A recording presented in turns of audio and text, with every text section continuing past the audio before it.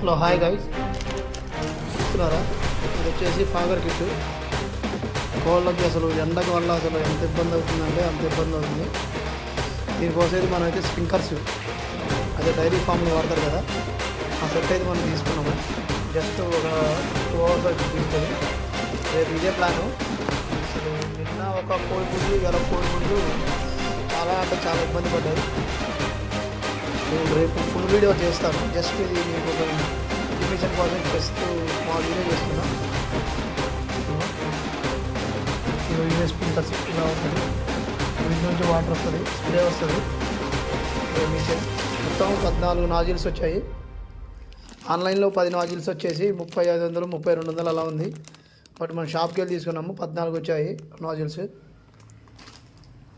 ఇది సెట్.